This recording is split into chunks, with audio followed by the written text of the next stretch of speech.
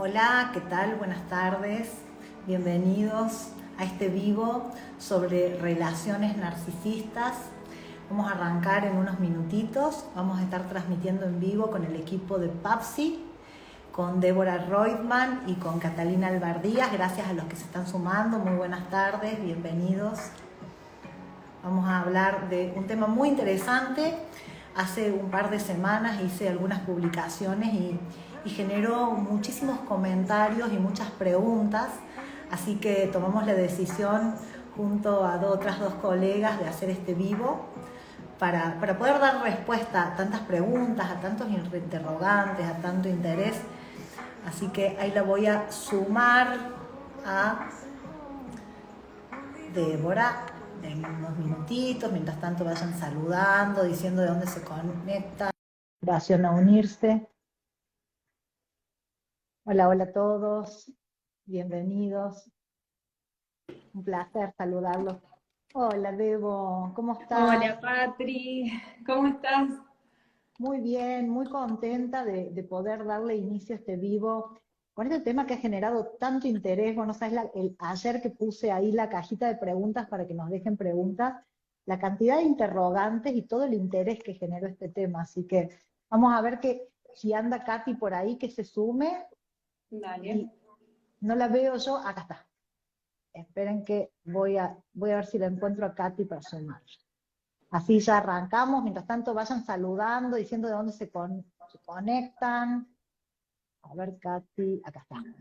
Ahí le invité a Katy también. Así arrancamos. Me quedé enganchada con esto del interés de la gente, ¿no? Porque creo que es un tema que nos toca a todos, de una u Realmente, y otra también, manera. y de una u otra manera todos nos toca, todos estamos en cierta manera. Hola Katy, ¿cómo estás? Buenas, ¿cómo están? Bien, acá acomodando justo el celu. ¿Se escucha bien? Se Sí. escucha bárbaro, ¿no? Bien. Bueno, Recorte. fantástico, Fantástico. buenísimo. Pero yo voy a apagar la música de fondo que había puesto, así no hace interferencia. ¿A mí se me escucha bien? Sí, bárbaro. Bueno, buenas tardes a todos, qué lindo toda la gente que se está sumando. Y gracias chicas por sumarse y por compartir este vivo. La verdad que quién mejor que ustedes dos para poder acompañarme y dar respuesta a este interés de, como decía Debo, una temática que no es para algunos, nos puede tocar a todos. Y está muy bueno también derribar algunos mitos. Así que, Ujú. Katy, vos tenías bien claro cuál era el fixture del vivo. Así que, ¿querés decirlo? ¿Querés decir de qué vamos a hablar hoy? Justo me parece que se cayó Katy, se le cayó la conexión. Bueno, ahí está Katy. Me parece. Ahí está. Perdón, justo se me salió. Sí, bueno, te cuento un poquito, les cuento a Dale. todos lo que hemos programado para conversar hoy. Son algunos temas y ejes centrales que queremos conversar. Bueno, primero vamos a partir por diferenciar qué es un trastorno narcisista de personalidad de lo que es un rasgo y lo que es el narcisismo como una etapa constitutiva de nuestra psiquis, ¿sí? Entonces, eso ya vamos a comenzar por ahí. Luego vamos a responder la pregunta de cómo una persona con trastorno narcisista, haciendo foco en el trastorno de narcisista, puede tomar a alguien como codependiente emocional, ¿sí? Ahí vamos a ver lo que es el círculo de la violencia, las características del codependiente emocional y la indefensión aprendida y algunos indicadores de las relaciones narcisistas. Y finalmente vamos a cerrar con lo que son las oportunidades de aprendizaje que estuvimos conversando con las chicas cuando estamos en alguna de estas relaciones y vamos a cerrar también con una invitación a, bueno, un paradigma de la salud más amplio y que este vivo les pueda servir para poder desestigmatizar tanto a la víctima como victimario y justamente poder arribar a nuevas conclusiones que les puedan permitir quizás detectar, iniciar alguna acción, ya sea porque sean testigos de alguna relación narcisista o porque estén dentro o hayan estado y quizás puedan descubrir hoy alguna de las posibilidades reparatorias que tienen estas experiencias que por supuesto son muy dolorosas y a todos nos ha tocado en alguna oportunidad quizás encontrarnos con este tipo de vínculos, ¿no?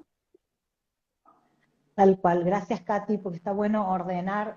porque el vivo va a estar jugosísimo, realmente muy enriquecedor para todas las personas, en cualquiera de los lados que te encuentres en una relación. Y el otro día estaba leyendo un artículo sobre madres narcisistas, o sea que esto trasciende el ámbito de la pareja. Si bien nosotros le dimos un tinte para la pareja, puede ser para cualquier tipo de relación también aplicado. Así que, bueno, gracias. No, quiero aclararles a los que no nos conocen y se están conectando, las tres somos psicólogas, pertenecemos al equipo de primeros auxilios psicológicos. En este momento estamos llevando a cabo un programa que se llama Primeros Auxilios Psicológicos para la Vida Cotidiana, y vamos por la segunda clase, y trastornos de personalidad es parte de nuestro programa, así que las tres nos sentimos muy felices y muy contentas de poder aportar a las personas que se están sumando sobre este tema tan interesante. Así que, si les parece, puedo empezar hablando, como dijiste, Katy, vos empezar por el trastorno Dale. narcisista, bien contando, porque cuando hablamos de narcisismo no todo es trastorno, quizá eso lo va a explicar después de Evo, lo tiene bien claro y lo explica hermoso, pero un trastorno se caracteriza por un patrón de comportamiento rígido, y esa característica se mantiene bastante estable a lo largo de la vida si es que la persona no hace nada con ello. Entonces, si a lo largo del vivo vos te das cuenta que tenés algunas características, qué buen momento para levantar la mano y decir, bueno, yo lo podría trabajar. Entonces, un trastorno es un patrón rígido de comportamiento. Se caracteriza porque no es flexible, porque no hay muchas alternativas de salida de gestión emocional, de regulación emocional. Se mantiene estable siempre y cuando no lo veas. Bueno, trastornos narcisistas hay muchos, de hecho hay 3 tipos, A, B y C, pero trastorno narcisista pertenece al grupo B, que serían aquellos trastornos que se caracterizan por una parte más emocional. Estos trastornos tienen como función llamar la atención del otro y tienen como un patrón emocional errático, y dentro del grupo B o clúster B, como se llama, está el trastorno narcisista, el trastorno histriónico de la personalidad, el trastorno antisocial y el trastorno limítrofe o borderline. Y el trastorno narcisista se caracteriza por una persona que tiene una gran mirada de sí mismo en compensación de una baja autoestima. Podríamos decir como una gran soberbia, una autovaloración exagerada, una autoidealización, y está buscando la confirmación de la afuera todo el tiempo. Adentro de sí mismo la persona tiene mucho vacío emocional, vacío existencial, y necesita la confirmación de la afuera, y la busca de una manera muy manipuladora, y cuando no la obtiene, suele tener ataques de ira, o directamente se va de esa relación que no le está dando la confirmación tal cual y la espera. También tiene expectativas demasiado altas para lo que puede dar, con lo cual muchas veces tiene un modo de vida parasitario que hace, explota sus relaciones para obtener rédito y sacar su mejor ventaja. Por supuesto que estos trastornos, el trastorno narcisista, de acuerdo con qué combinación tenga de los otros trastornos, va a ir coloreando la personalidad. Incluso del grupo B pueden estar los 4 trastornos asociados. Ya vamos a ver más adelante en las relaciones narcisistas, que son parte de un ciclo de la violencia, que hay mucho del trastorno antisocial, por ahí del trastorno histriónico de la personalidad, ya lo vamos a ir conversando. Pero como para desmitificar y aclarar, el trastorno de la personalidad es cuando la personalidad no es funcional, es disfuncional y es un patrón rígido de comportamiento, y la persona que padece el trastorno no sabe que lo tiene, no tiene conciencia de enfermedad. Esto es muy interesante porque esta es una pregunta que me hicieron muchas personas. ¿Las personas saben que tienen un trastorno? No. Las personas están en ese momento viendo al otro como una cosa que los va a satisfacer. La persona cosifica, el narcisista cosifica al otro y lo ve como la posibilidad de satisfacer sus necesidades. Pero todo eso que hace lo justifica en nombre de algo. Tiene excelentes razones para hacerlo. Entonces Tal ahora, cual. sí, Katy. Permiso. No todo el tiempo tienen estas conductas, entonces también puede generar confusión, ¿no? Estas conductas manipulatorias. Exacto. Aparte, también está científicamente comprobado que las personalidades del clúster B tienen más neuronas espejo que las personas que no tienen trastorno de la personalidad. ¿Qué quiere decir esto? Que tienen la capacidad de leer al otro, incluso de ver tus puntos débiles antes que vos lo veas, y allí es donde atacan para obtener lo que necesitan obtener. Y esto no implica que están actuando todo el tiempo de manera manipulatoria, no, están perfectamente adaptados al entorno, incluso les diré hasta sobreadaptados, porque ya vamos a ver en alguna de las fases, muestran una cara maravillosa de la cual te enamoras y vos crees que estás con la persona que es el amor de tu vida. Así que estaría bueno que Debo nos cuente cómo ahora son los rasgos narcisistas, cuando una persona no tiene un trastorno, pero en definitiva todos tenemos algunos rasgos narcisistas, y qué es el narcisismo. Tal cual, te escuchaba incluso pensando en el trastorno que tiene, bueno, tiene mala prensa, ¿no? En el área de salud mental trabajamos mucho contra la estigmatización, justamente porque da como esta idea de, por ser un trastorno o por hablar de personalidades narcisistas, estamos hablando de personas que son malas, personas que todo el tiempo buscan o algún rédito. Y eso está bueno pensarlo como integralmente con esto que traía Catalina de, bueno, no necesariamente están todo el tiempo poniendo en práctica eso y tampoco necesariamente es con fines malévolos, por decirlo de alguna manera. Incluso esto que comentábamos al principio de nosotros vamos a enfocar este vivo en lo que son relaciones de pareja, pero nos podemos encontrar en cualquier ámbito con problemas de esta índole en términos relacionales. Esto que traías, Patricia, de la madre narcisista, y recién te escuchaba y digo, bueno, ¿cuánto se da en el ámbito laboral? El ámbito Muchísimo. laboral. E incluso creo que es un requisito para una persona que ocupe un cargo de alto rango, que coordine personas, que coordine equipos, ciertos rasgos narcisistas. Y acá viene la diferencia entre lo que sería un trastorno, que estamos hablando ya de un cuadro psicopatológico donde hay, primero que un trastorno lo diagnostica un profesional de la salud, no es algo que vamos a ir por la calle, hasta incluso nosotras mismas que somos psicólogas no vamos por la calle pensando, ah, bueno, porque dijo esto, entonces es un trastorno, sino que es el resultado de una evaluación exhaustiva en donde se tienen en cuenta ciertos signos y ciertos síntomas y una evaluación integral, global. Entonces podemos decir, bueno, esa personalidad, por eso es un trastorno de la personalidad, tiene una disfuncionalidad que se acerca al narcisismo. Y acá vamos a lo que nos referimos en psicología cuando hablamos de narcisismo.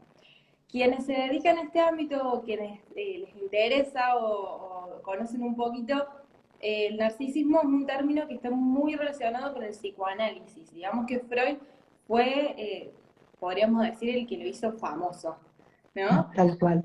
Pero el término narcisismo data de 1889, viene de la clínica de Nake y era era un cuadro psicopatológico que a lo que hacía referencia era a una perversión de personas que tomaban a su cuerpo propio como objeto de amor. Entonces, era algo que estaba estigmatizado, que incluso tenía su diagnóstico y por lo cual era algo particular. Y creo que desde ahí, estamos hablando de 1800, viene esa historia de escuchamos narcisismo y no, freno, hay miedo, no, está mal. Porque justamente aparece en el ámbito médico como una perversión, como algo particular y como algo que no debería estar. Lo que hace Freud en un texto que es súper famoso, que es Introducción del Narcisismo, es tomar este concepto de narcisismo y, bueno, de una maniobra muy freudiana, que es pasar de lo particular a lo universal. Y decir, bueno, no, esto no es algo que le pasa a algunas personas nada más, sino que hay una fase narcisista que es universal y que está en la constitución del psiquismo, esto que comentaba Catalina. Entonces hay un momento que no es un momento cronológico, sino más bien es un momento psicológico, es un momento lógico, en donde la libido, que la libido es la pulsión, es la energía psíquica, entre lo psíquico y lo somático, una especie de instinto, se va adaptando desde el bebé hasta el adulto en un movimiento que va desde el interior hacia el exterior. O sea, sabemos que los bebés no nacen con la capacidad de comunicarse, no nacen con la capacidad de leer. Esto que traía Patricia, las personas con trastorno narcisista leen muy bien a los otros, ¿no? Porque lo que sucede es como una vuelta a ese estadio, que es el estadio del narcisismo, entre medio del autoerotismo y la elección de objeto, va a decir Flor. El Claro, autoerotismo, como sí. traduciendo un poco a las personas por aquí que no entienden mucho de psicología, está bueno que todos los que están acá entendamos que todos hemos pasado por la etapa del narcisismo y que es constitutiva de nuestro psiquismo. Constitutiva, todos hemos pasado, solamente que una persona que tiene un trastorno vuelve a esa etapa y en cierta manera queda fijado en ese lugar y no tiene la posibilidad de salir de ese lugar, entonces sigue alimentando y desarrollando el narcisismo. Exacto. Incluso el narcisismo, lo que va a decir Freud, lo que retoma luego Lacan, que es un psicoanalista francés, es que es el momento fundamental para que se cree, para la creación del yo. O sea, ellos lo que van a decir es que uno no nace con un yo establecido, con una identidad, podríamos decir, sino que eso se va construyendo, y se va construyendo en la interacción con los otros, y en un momento intermedio. Los trastornos narcisistas justamente lo que hacen es suplir esas fallas que hubo en la institución del narcisismo primario, podríamos decir el narcisismo primordial, el que tenemos todos, el que es necesario, el que es saludable, y por eso en los vínculos buscan como llenar esta autoestima que decía Patricia. Al haber problemas en la constitución del yo, buscan en los otros que llenen esos vacíos. Exacto, exacto. Lo que pasa que cuando nosotros vemos que una persona que tiene o muchos rasgos narcisistas o un trastorno narcisista, no nos damos cuenta que tiene un vacío. Al contrario, nosotros vemos una persona muy segura de sí misma, incluso muy líder, lo admiramos, hasta que vemos otros aspectos. O sea, no nos vamos a dar cuenta de esto hasta que interactuemos. Por eso recién al principio del video decíamos, ojo, porque todos estamos susceptibles o vulnerables en alguna etapa de la vida de entrar en una relación narcisista, ¿no? Porque no es que no, a mí no me va a tocar, ni son personas malvadas. No, son personas que tienen dificultades como la podemos tener todos. Exacto, si pensamos, por ejemplo, y esto está muy bueno, yo sé que es muy teórico, pero cuando uno le casa la lógica, tiene mucho sentido, porque lo que vemos en las manifestaciones adultas del narcisismo, los trastornos narcisistas y los rasgos narcisistas, que los rasgos son como algunas particularidades, ¿no? Algunos como, hábitos, podríamos decir, algunas características, pero que no forman parte de la personalidad, por eso no es un trastorno de la personalidad, es justamente esto que es característico de la fase narcisista, de que hay un yo endeble, hay un yo que no está constituido con fortaleza y que para que eso pase necesita hacer hincapié en todo lo que alimente al yo. Entonces, autoafirmarse. Claro, si uno piensa en un niño, mío, uno dice... Y aparte el niño está todo el tiempo buscando el aplauso, que lo miren, y se cree el centro del universo.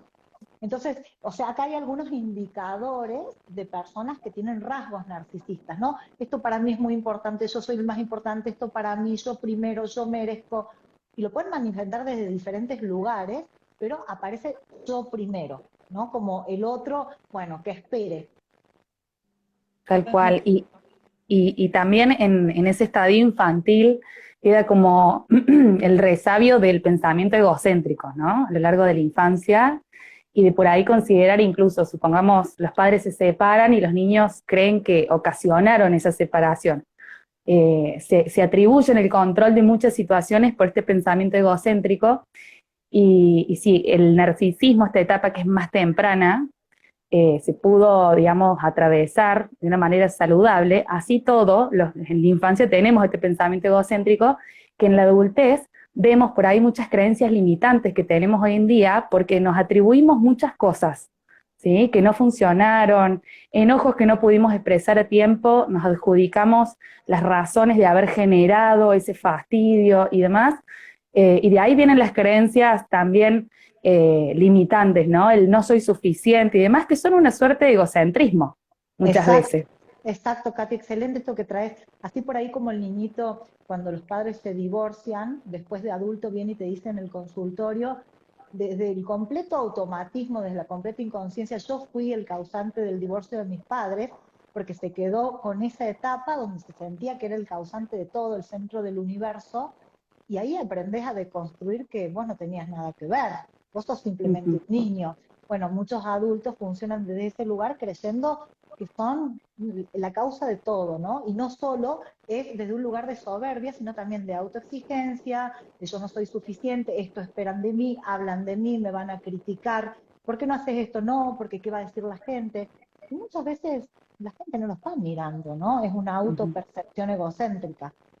Incluso la envidia, ¿no? Cuando aparece por ahí en la adultez, como bueno, una emoción recurrente y quizás con una manifestación más destructiva que constructiva, porque también la envidia la sentimos todos, es un deseo reprimido y sentir tristeza por algo que todavía no nos permitimos desear, ¿no? Pero cuando aparece con este ímpetu destructivo es porque quizás habla de algún rasgo narcisista, de esa necesidad de destruir eso de afuera que me está mostrando algo que a mí me falta y no me debería faltar porque soy perfecto, ¿no? Porque quedé ahí como en este yo ideal todopoderoso. Sí, y fíjate que esto de la envidia me parece sumamente poderoso traerlo porque claramente es un indicador de narcisismo cuando se da de la siguiente manera. Cuando la persona siente y percibe que todo el mundo lo envidia, que le tienen mucha envidia, pero que no blanquea su propia envidia, pero la manifiesta como criticando mucho a otros. Por ejemplo, la persona envidiada, que es objeto de su envidia, la critica en un intento de cortarle la cabeza para que no sea más alto que él o ella. Entonces, muchas críticas, o por ejemplo, la triangulación, esto de hablar mal de una persona con otra, que vos sabés que es importante para el otro, para bajarle el concepto, la imagen de esa persona, para hacerle un cambio de percepción, o por ejemplo, inventar algunas historias sobre esa persona para que los demás lo vean mal, en un intento de bajarlo para que simbólicamente no te pase. Y la persona que está o con estos rasgos, o sea, con un trastorno, no se da cuenta por qué lo está haciendo, porque no se puede hacer cargo. ¿Cómo nos podemos hacer cargo que sentimos envidia, que es una emoción como otra, y que puede, en definitiva, la envidia llevarnos a crecer o a superarnos? Pero cuando es destructiva y se manifiesta desde estos lugares y no es consciente, puede ser muy dañina para algunas personas.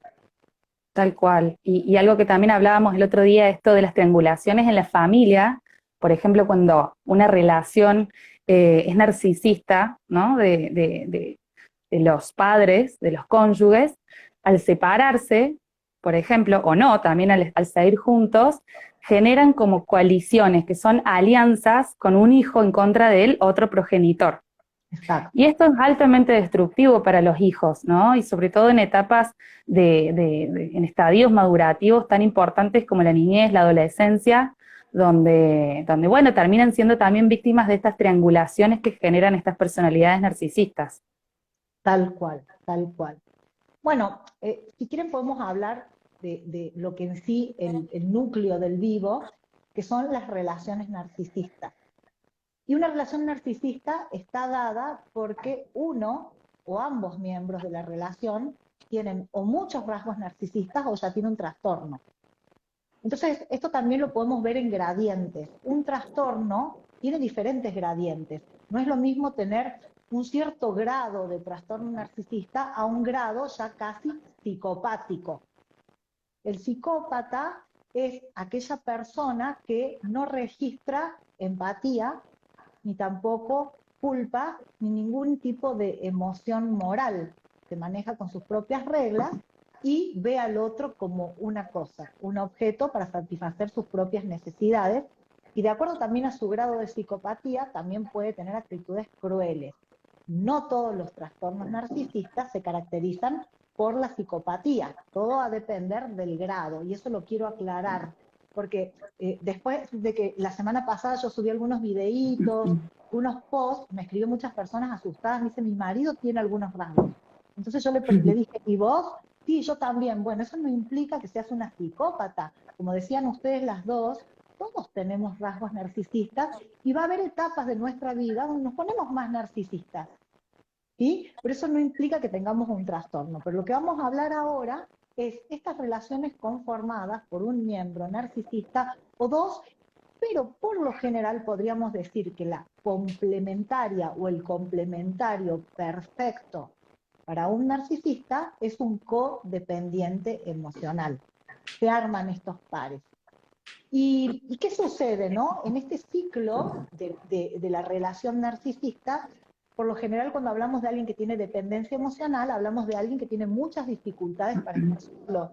Es decir, que paga altos costos por estar en una relación, que tiene una devaluación de su autoestima y que tiene una necesidad extrema. Es decir, en necesidad extrema me refiero a que si nosotros tenemos sed, podemos tomar agua limpia, fresca, vamos al heladero, podemos esperar. Pero si estamos excesivamente sedientos, vamos a tomar agua podrida y no lo vamos a registrar. Entonces, un codependiente emocional está excesivamente sediento, para llevarlo a una metáfora. Entonces, cuando el narcisista detecta esta sed, hace algo que es la etapa 1 del ciclo narcisista, que se llama love bombing, bombardeo de amor. Entonces, en esta etapa, el narcisista, el que tiene muchos rasgos narcisistas o el que tiene trastorno narcisista psicopático, hace una conquista, pero es una conquista muy llamativa. Hay muchos matchings, casi que se presenta como tu alma gemela porque ya leyó tus necesidades. Hay mucha conexión emocional, mucha oferta de ayuda. Incluso vos decís, no, esta es la persona que yo necesitaba, la estuve esperando toda mi vida. ¿Cómo puede ser que sepa todo lo que yo necesito? Y te dice todo lo que querés escuchar y realmente conecta de una manera muy fuerte a nivel, escuchen bien, emocional y sexual. Porque toda relación narcisista es una relación de poder. Y la persona con trastorno narcisista también ejerce poder sobre el otro desde lo sexual. Cuando nosotros tenemos sexualidad con alguien, segregamos algunas hormonas y nuestro cerebro cambia químicamente. Segregamos más oxitocina, segregamos más dopamina, empezamos a sentir más dosis de adrenalina y eso genera mucho placer al cerebro. Entonces la persona dependiente emocional dice, no, yo esto lo quiero sentir todos los días de mi vida. Cuando el narcisista ya ve que esto está asegurado, en cierta manera, como que ya empezó la adicción, aparece la segunda fase, que es la devaluación. Y esta etapa, la persona codependiente emocional empieza a andar como caminando sobre cáscaras de huevo. Es como caminar sobre un campo minado que donde pisa, explota. Pero el punto es que no sabe dónde va a explotar. El narcisista empieza a tener rachas de ira, ¿sí? De ira narcisista por cosas ilógicas, por cosas muy chiquitas. Empieza a aparecer una faceta, una cara que la otra persona no conocía, y también aparece algo que se llama gaslighting, luz de gas, que es generar confusión, hacerle creer a la otra persona que sus enojos son por su culpa, que algo hizo mal, que tiene algo mal, incluso también a devaluar su cuerpo, hacerle creer que tiene un mal cuerpo, que no sirve.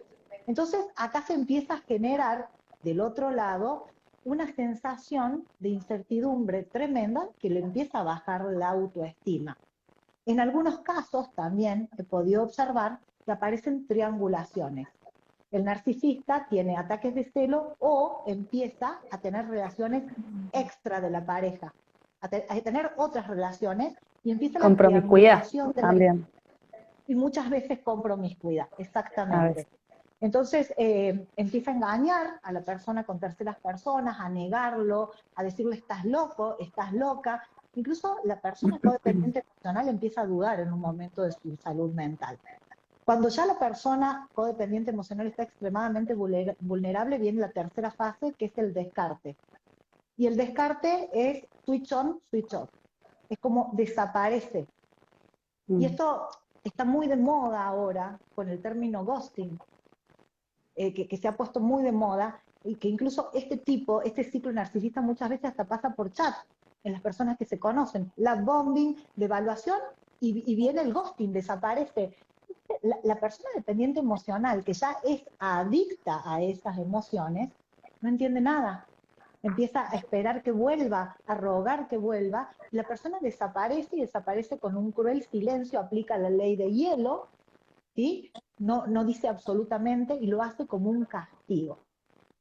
Y cuando por ahí ya la persona se dio cuenta que no va a volver, está devastado, muchas veces entran en depresión o con alguna ansiedad, viene la cuarta fase del narcisista que se llama hoovering, enjaulamiento, que es rescate.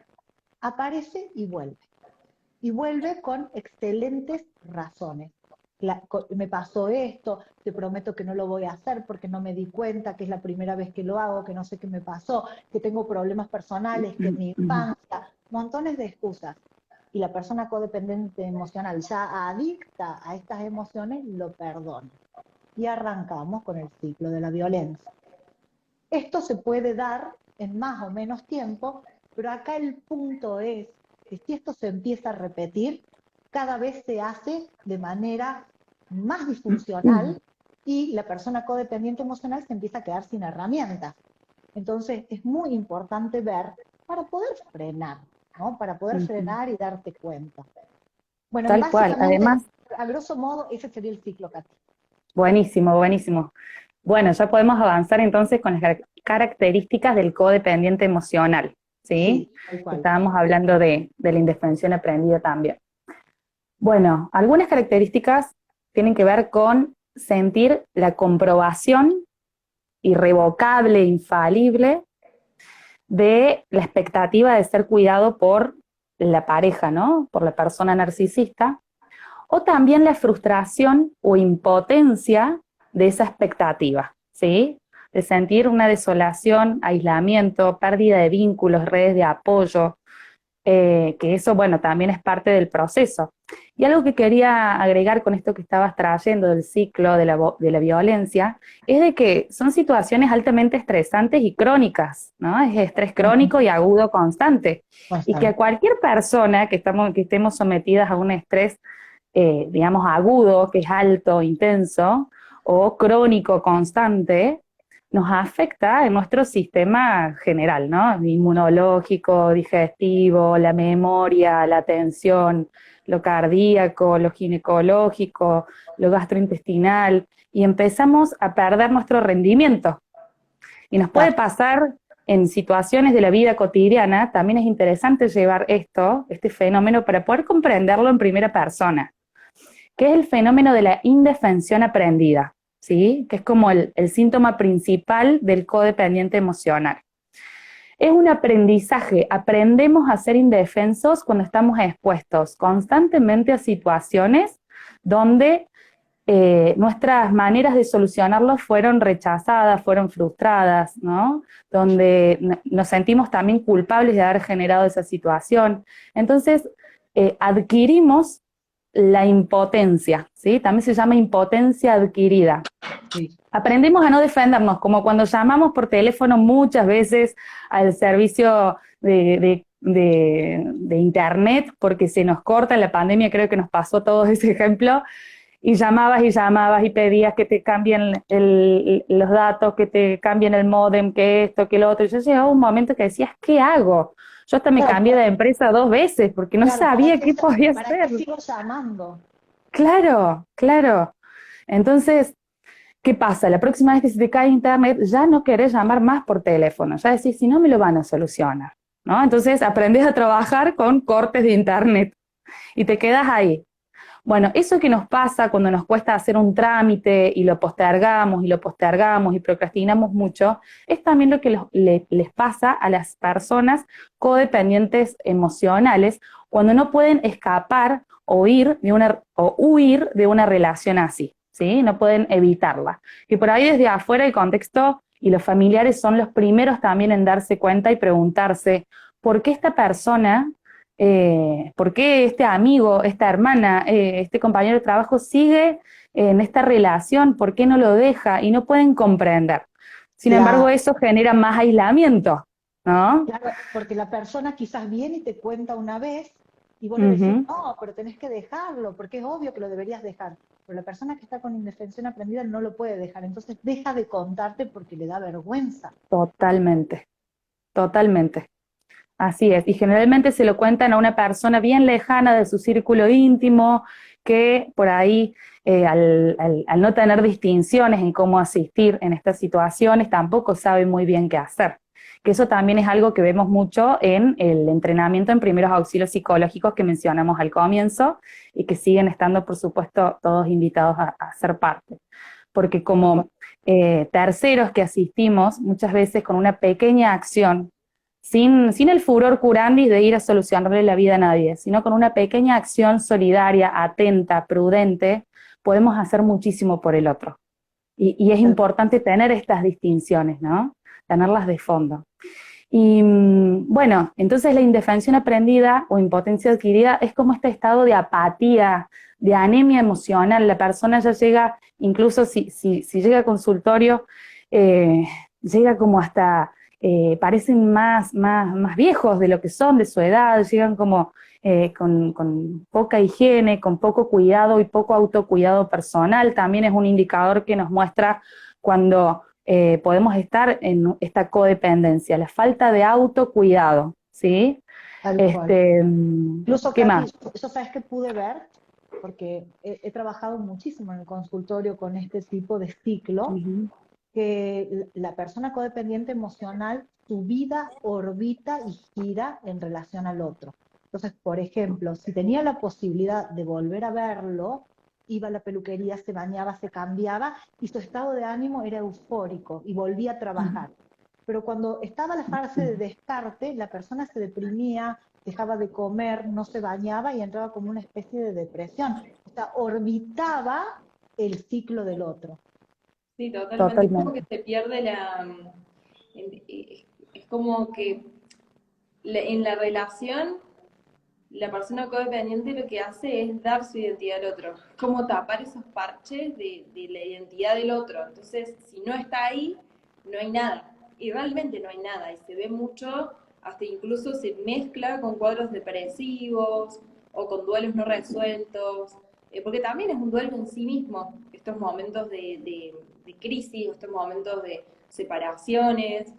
Y me parece que hay algo fundamental ahí, ¿no? En esto que traía Patricia de la vida gira en torno, porque realmente o sea, la propia integridad pasó a ser la integridad del otro. Mientras el otro esté bien, yo estoy bien.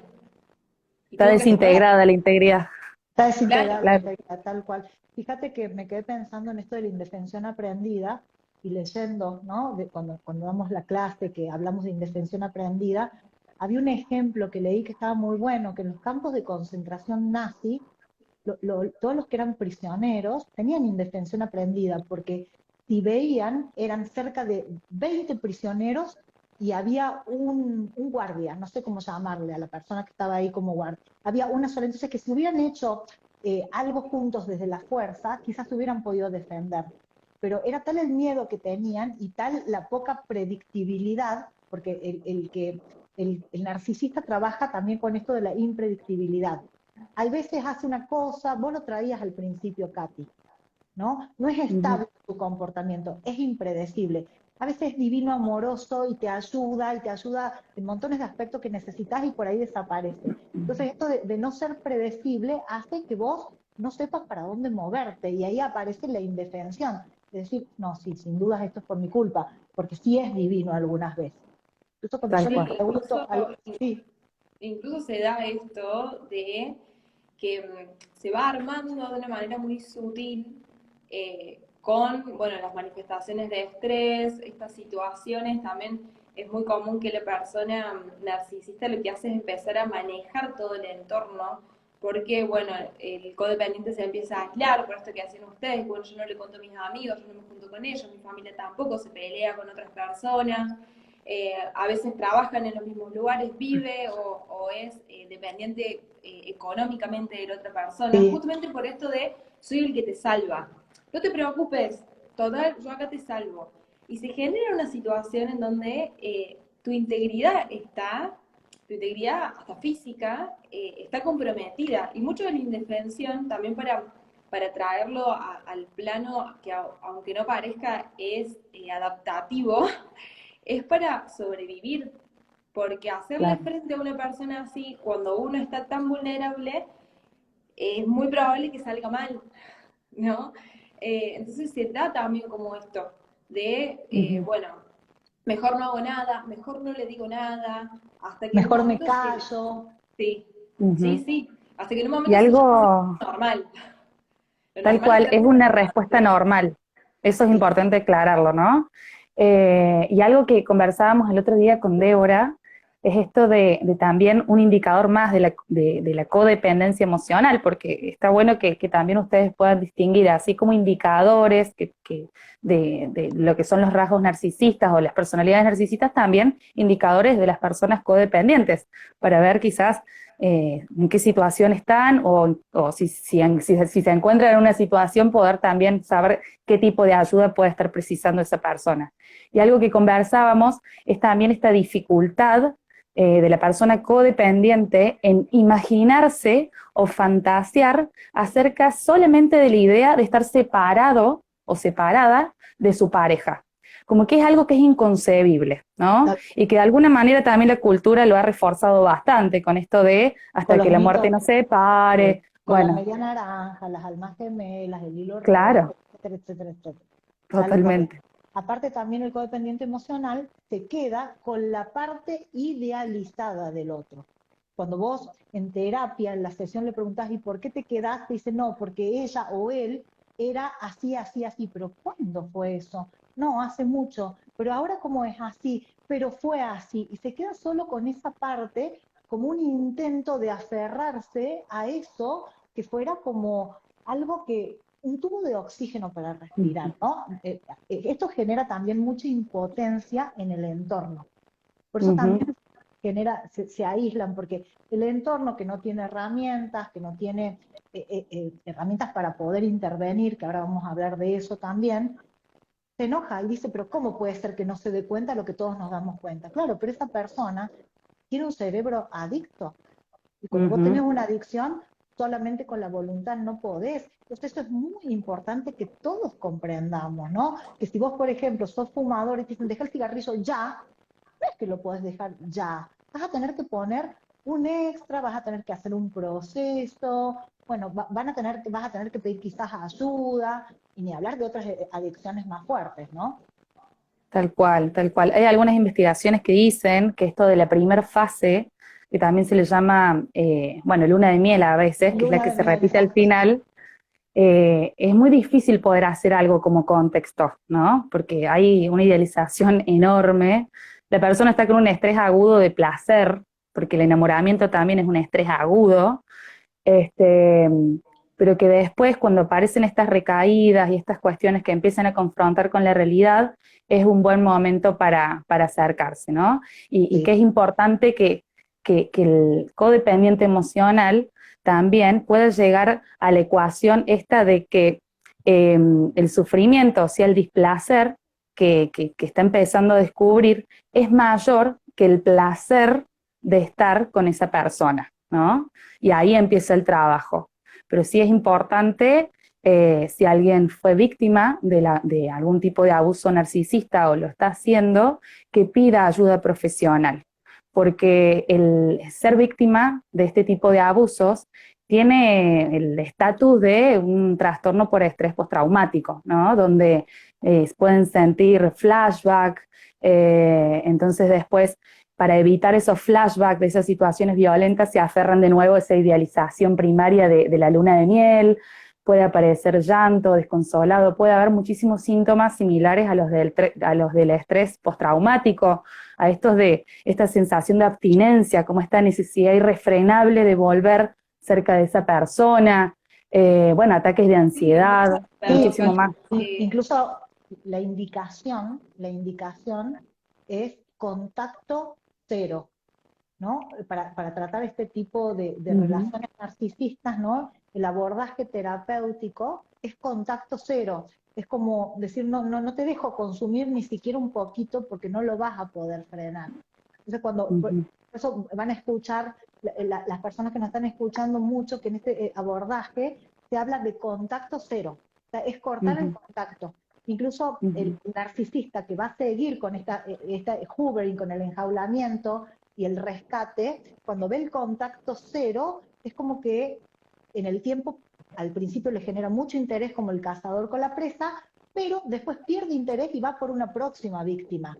Y acá es donde empieza verdaderamente el duelo del codependiente emocional, y el contacto cero es las redes sociales, el estados de WhatsApp, todo, porque hay como una idealización muy fuerte, y es, aunque sea, me vio las historias.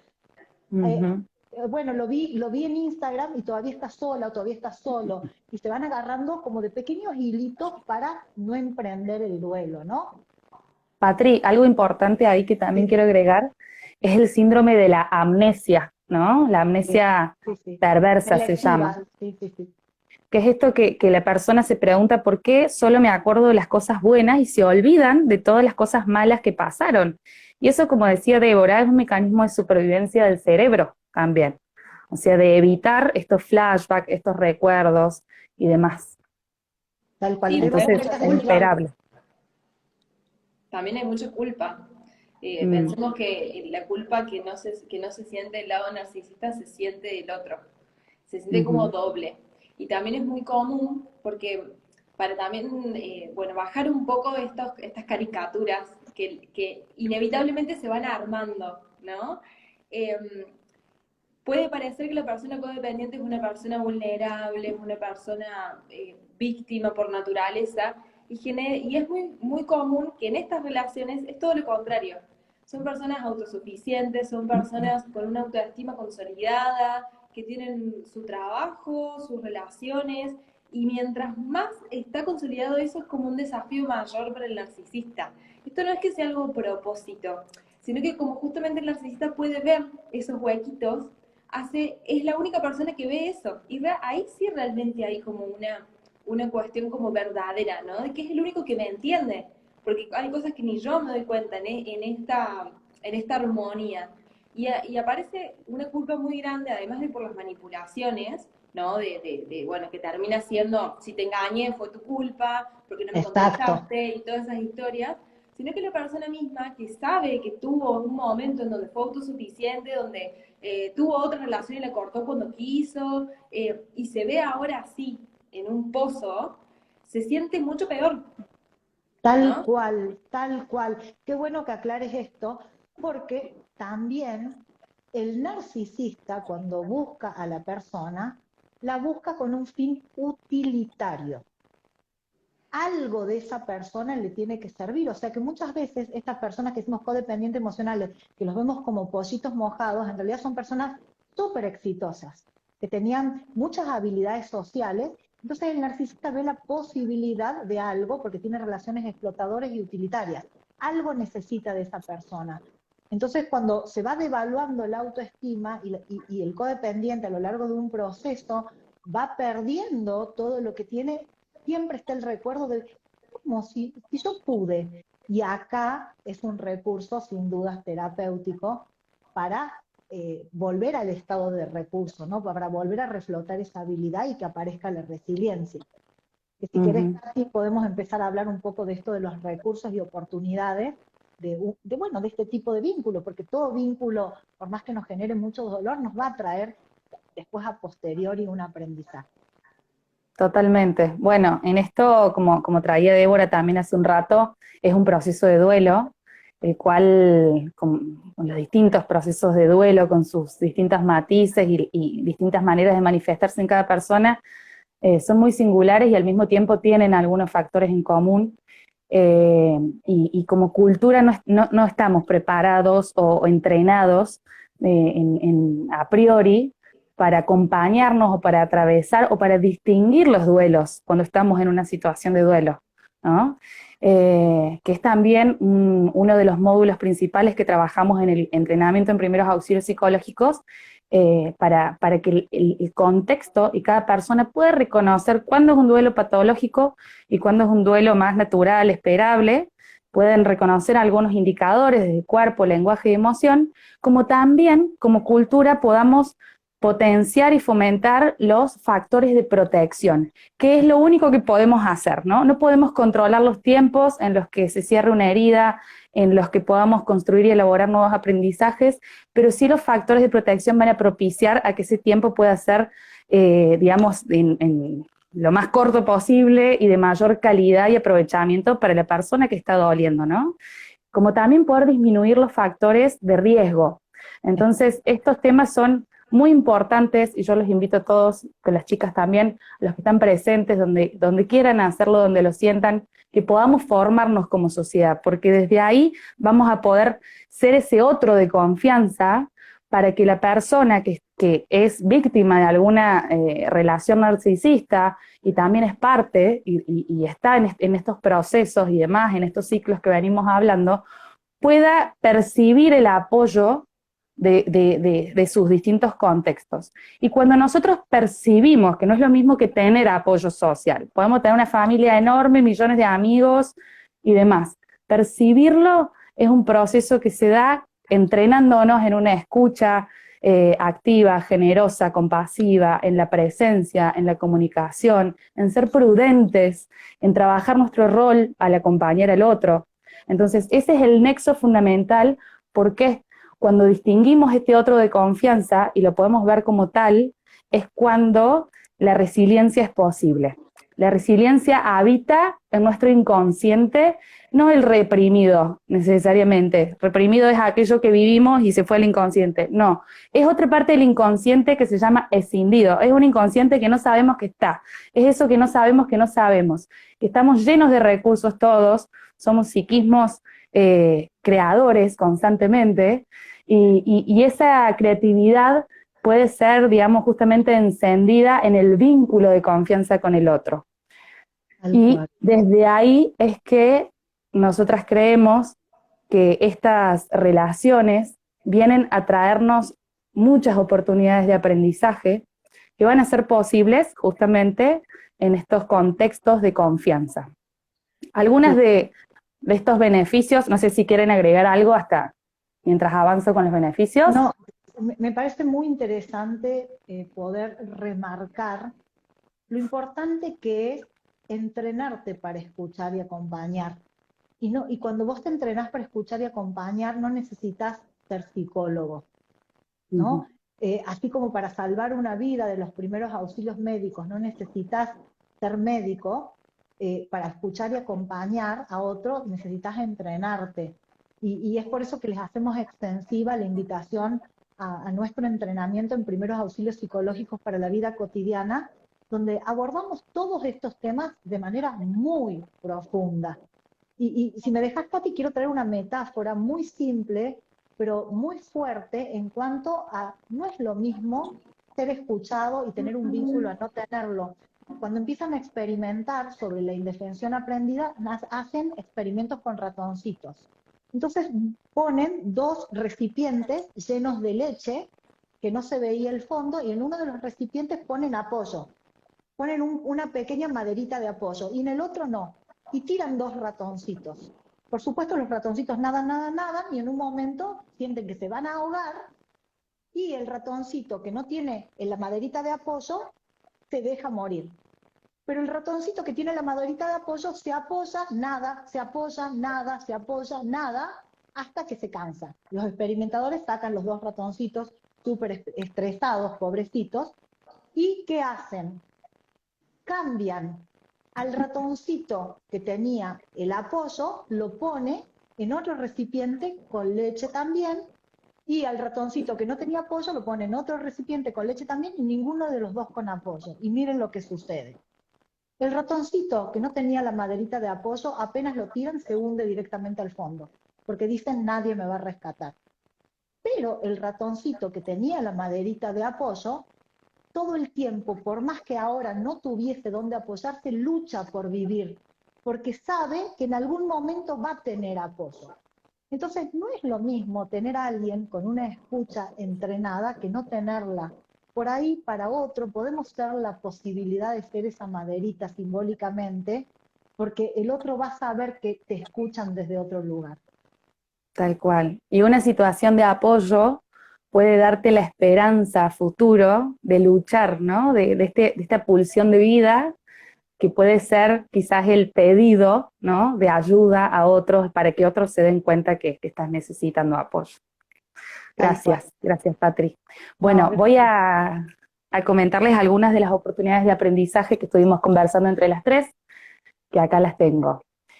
Bien, la buena noticia y la esperanza entonces que la indefensión aprendida es algo aprendido, ¿no? Entonces también se puede desaprender o aprender, mejor dicho, comportamientos nuevos.